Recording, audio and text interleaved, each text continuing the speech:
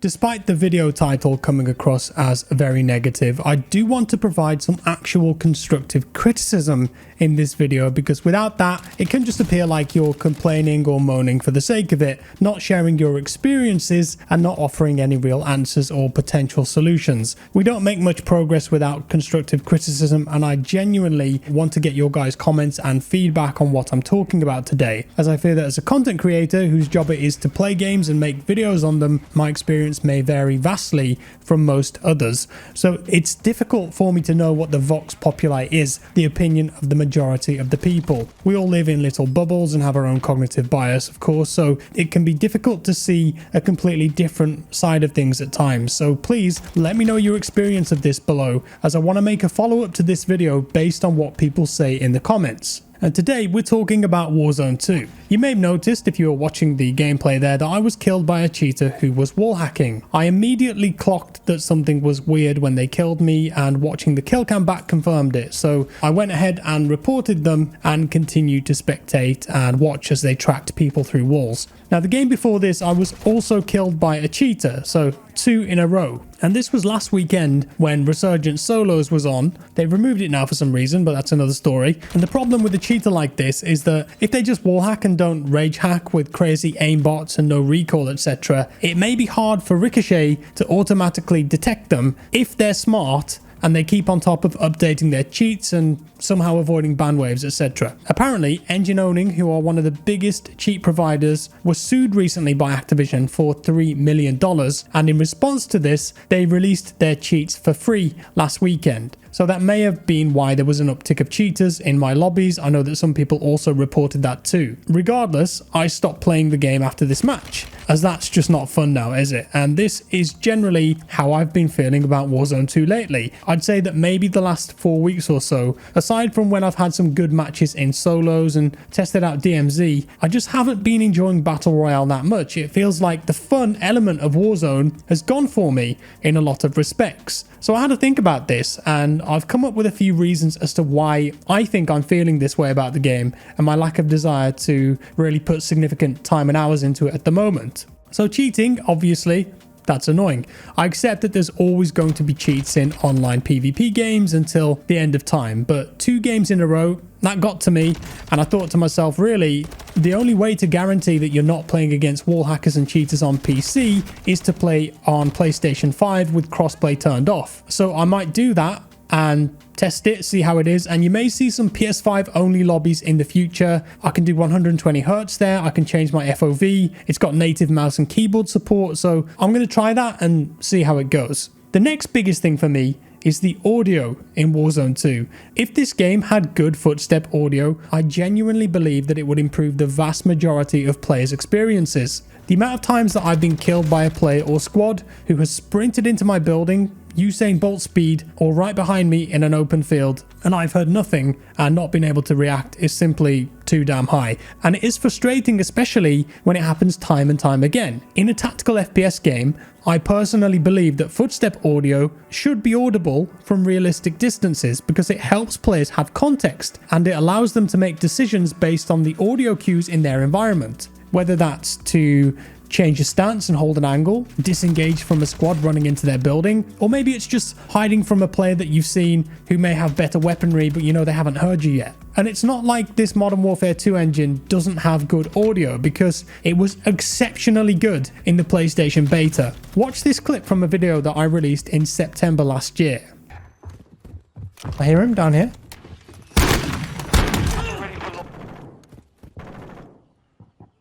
I think I hear someone in there.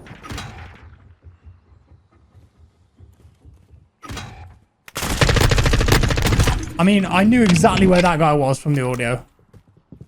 There's a guy in here as well. Enemy UAV active.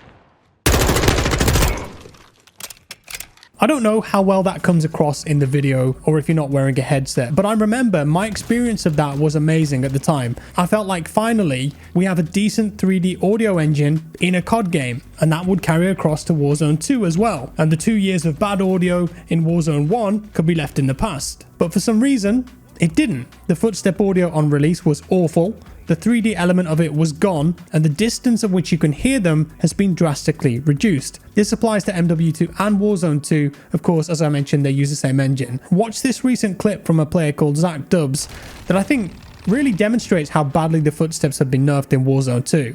I should have took the armor box.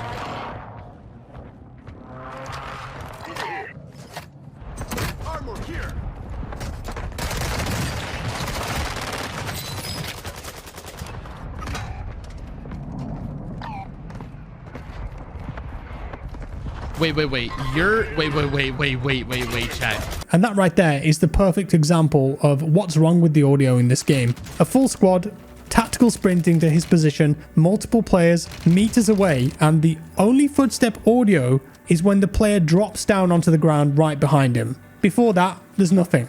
Go back, rewind it, go get your 5.1 surround sound headphones, watch it again. There's no footstep audio until milliseconds before death. That is terrible for player awareness, and it gives them no context for what is happening around them. It leads to you feeling disjointed from your experience, and situations like this have happened multiple times to me personally, and it just leads to unsatisfying gameplay, especially when you're on the receiving end of it. Next up is balance and meta. It was over 100 days before the RPK and Fennec were nerfed. They were clearly the best options statistically to run as a primary and secondary for months. That led to a very stale gameplay loop where most active players had those guns in their loadouts, maxed them out with meta builds, and if you weren't using them most of the time, then you couldn't be competitive. Then another recent example of this is the fire shotgun, the broadside. This was introduced in Season 2, and if you equip incendiary rounds on it and the attachments that let you fire quicker, it can kill a fully armored player in 2 shots instantly. It's also a horrible experience being shot by it too, as it just blinds your screen, it starts shaking, there's particle effects everywhere, and you can't tell what's going on. 2 to 3 weeks this has been in the game like this. People have known about it. I played some duos matches yesterday for about 3 hours, and most players that we came up against were running it, and it's turned interior fighting into an absolute nightmare where you delete someone or they delete you instantly. It feels like a coin flip with no outplay potential, and it's kind of baffling to me that this hasn't been addressed yet, despite the amount of chatter and evidence showing how unreasonably broken it is. So hopefully going forward, the Warzone 2 developers are way more reactive with balance updates, and they allow more guns to be competitive in the meta, because in a game like this that, let's face it, has incredible gun customization and options, you can tweak so many things. You would hope that the developer would want many of them to be viable rather than just 2 or 3 of them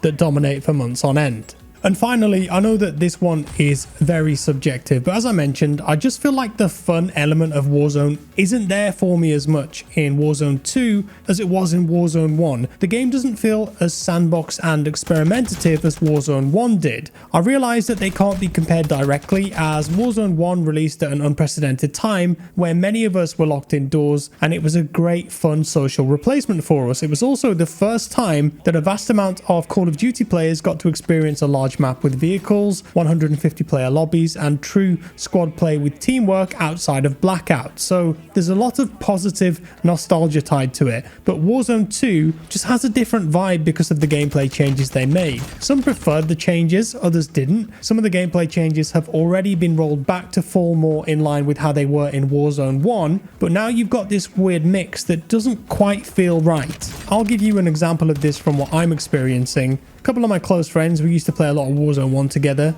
multiple times per week. They would message me on Steam or send me a text. That doesn't happen anymore on Warzone 2.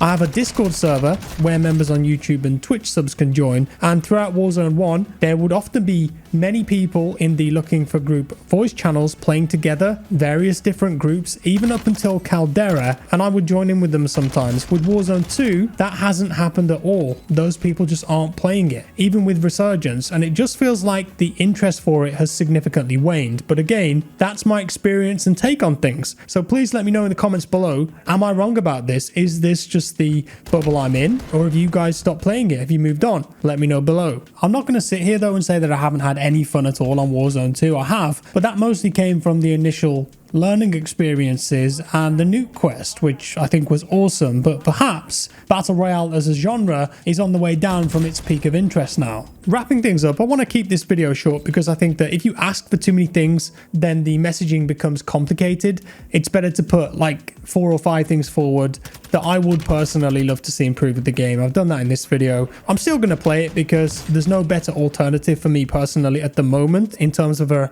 realistic Battle Royale game that I can hop in and out of. And I know that a big part of my audience enjoy watching it, but hopefully some improvements come soon, and I'm definitely going to try some PS5 with crossplay turned off. Also, ranked play, they've said that's coming. I think that will be great for the game if they do it well, because I really need that carrot on the end of the stick, because let's be honest, we're all playing ranked right now with hidden MMR and skill-based matchmaking. You just can't see your rank and there's no reward for doing well, which kind of sucks, but there it is. Let me know your thoughts below, guys. Thank you so much for watching. Appreciate you being here. Drop a like if you enjoyed the video, dislike if you didn't, subscribe if you're new, and I'll see you next time. Bye bye.